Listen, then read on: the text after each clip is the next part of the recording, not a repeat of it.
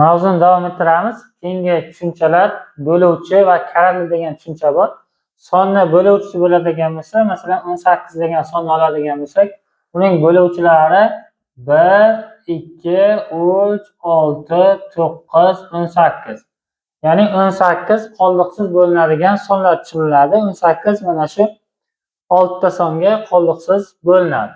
Bular bo'luvchilari ekan. 18 ning bo'luvchilari. Endi 18 ning karalilari bo'ladigan bo'lsa, 18 karra 1. Ya'ni 18 ning o'zi bo'ladi. 18 karra 2 36, 18 karra 3 54, 18 karra 4 72, 18 karra 5 90 va hokazo. Bular karalilari ekan. Karali. Demak, bo'luvchilar soni chekli bo'lar ekan. 18 ning bo'luvchilari nechta desa biz 6 ta deymiz. 6 ta chekli. Karalilari cheksiz bo'lar ekan. Va eng kichigi o'zi bo'lar ekan, 18 ning o'zi. Endi yana bir ikkita misol bilan bu tushunchalarni ko'ramiz. Masalan, 20 ning bo'luvchilari deydigan bo'lsak, 20 1 ga bo'linadi, 2 ga bo'linadi, 4 ga bo'linadi, 5 ga bo'linadi, 10 ga bo'linadi, 20 ga bo'linadi. Soni chekli. Nechta ekan? 1, 2, 3, 4, 5, 6. Yana 6 ta ekan. Ya'ni 20 ning karallari bo'ladigan bo'lsa, 20 karra 1, 20, 40, 60, 80, 100 va hokazo. Xo'p, yana bitta misol. Masalan, 16. Bo'luvchilari 1, 2, 4, 8, 16. Bo'luvchilari 5 ta ekan. Bular bo'luvchilari.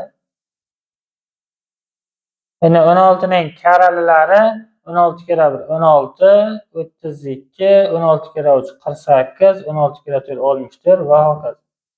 Bular karalilari. Demak, bo'luvchi bilan karalini farqiga bordik. Endi bu nima uchun kerak bizga?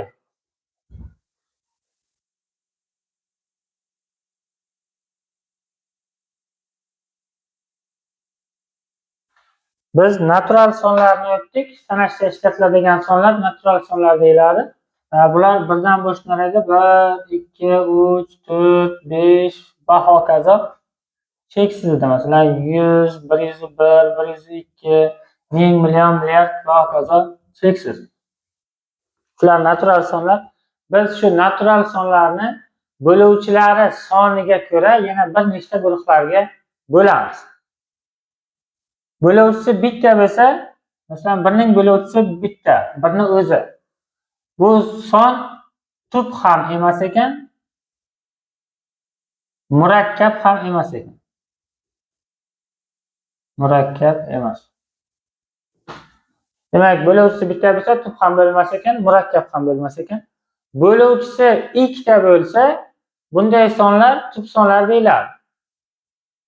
Masalan 2. 2 ning bo'luvchisi 1 bilan 2. O'zi va 1. Tub son. Keyingisi masalan 3 ni ko'radigan bo'lsak, 3 ning ham bo'luvchisi 1 bilan 3, boshqa yo'q. Demak, bu ham tub son. Keyingi sonni oladigan bo'lsak 4. 4 ning bo'luvchisi 1, 2, 4. Ya'ni bo'luvchisi ikkitadan ko'p, 3 ta. Shuning uchun bu 4 degan son murakkab son bo'ladi.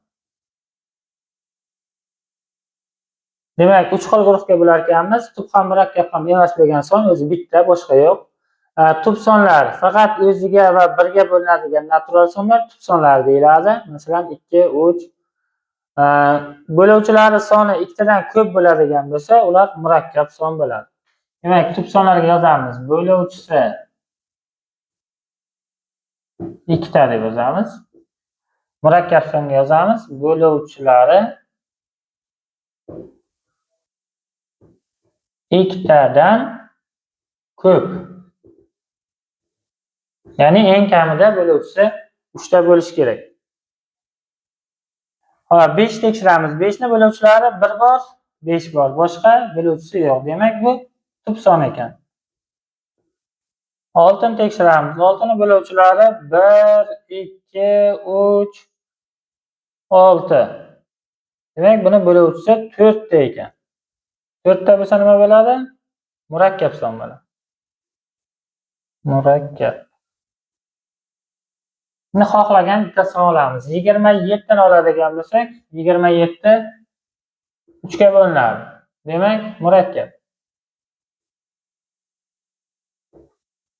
O'zi va birdan boshqa biror bir songa bo'linsa, u murakkab bo'ladi. Chunki bo'luvchisi ikkidan oshib ketadi, kamida 3 ta bo'ladi. 27 ta bo'luvchilarni yozadigan bo'lsak, uni bo'luvchilari 1, 3, 9, 27, 4 ta ekan. Masalan, 37 ni oladigan bo'lsak, 37 ni bo'luvchilari 1 ga bo'linadi, 37 ga bo'linadi, boshqa yo'q. Demak, bu tub son.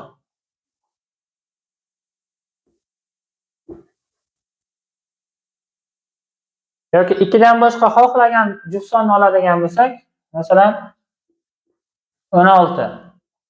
2 ga bo'linadimi? Demak, bu murakkab. Chunki bo'luvchisi o'zi va birdan boshqa yana bo'luvchisi bor. Shuning uchun bu murakkab son hisoblanadi.